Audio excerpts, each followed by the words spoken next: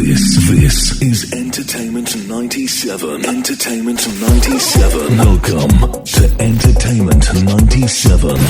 For the love of music, information, reviews, the movies, and the party scene. Entertainment 97. Coming up, local and international entertainment news highlights. Entertainment flashback in 60 seconds, this week's hot happenings, and of course, check this out. Good afternoon, I'm Yashika Graham, and this is Entertainment 97. Heading local entertainment news, the Calabash Literary Festival was the place to be last weekend. Creatives and guests alike were pleasantly surprised about Hollywood actress Angelina Jolie, who made an unexpected appearance.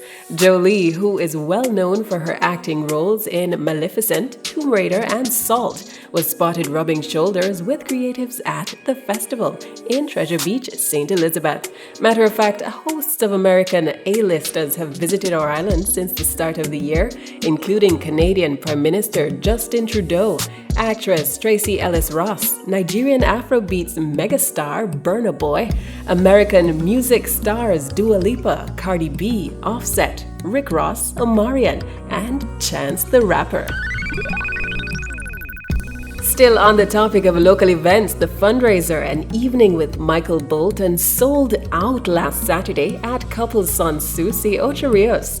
Patrons were treated to the When a Man Loves a Woman crooner's vocals, as well as melodies by Jamaican singers Kimani Marley and Tarrus Riley.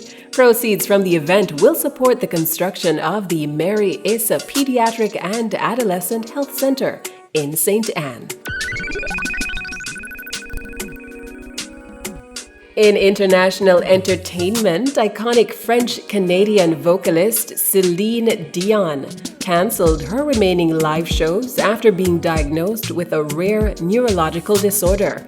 The Courage World Tour began back in 2019, where Celine completed 52 shows before the COVID-19 pandemic hit, placing the remainder on hold. The singer revealed she was suffering from stiff person syndrome, SPS, last year, which affects her singing. In this week's entertainment flashback in 60 seconds, we close things out with our look at the famed DJ Bounty Killer. In 1996, he released his defining statement, the 20-track double album My Experience, featuring several past hits and a string of new material. In 1998, Bounty Killer returned with a high-profile, guest-laden follow-up project titled Next Millennium.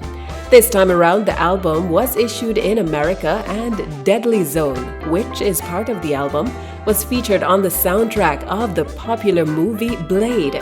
The same track also made top 10 on the rap singles chart in America, selling respectively well among the R&B audiences. Bounty Killer then returned with the 2-volume Ghetto Dictionary set, issued separately and simultaneously in early 2002. Ghetto Dictionary, The Art of War, and Ghetto Dictionary, The Mystery, mixed mostly new material with a few past singles, and were firmly in the hardcore dancehall style that made Bounty's name in the first place. Bounty Killer continues to give back with his Bounty Foundation that gives to the less fortunate and disabled across Jamaica, under the motto, each one, teach one to reach one. And that's where we pause for the flashback this week. Listen in next Friday, same time, same place, for another epic entertainment flashback in 60 seconds.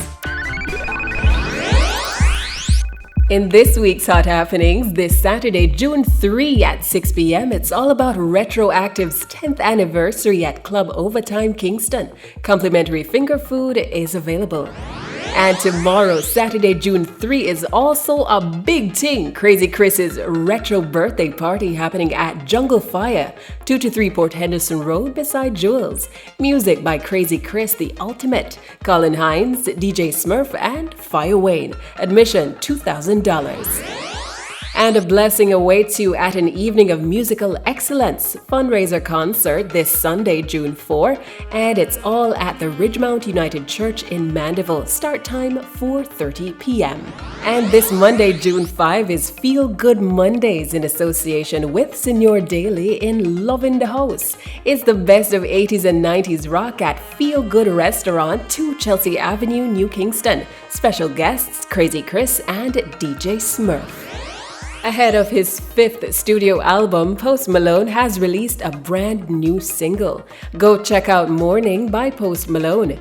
The American rapper and songwriter will release his new album titled Austin on July 28. Despite the title, Morning could be a new summer bop for your playlists.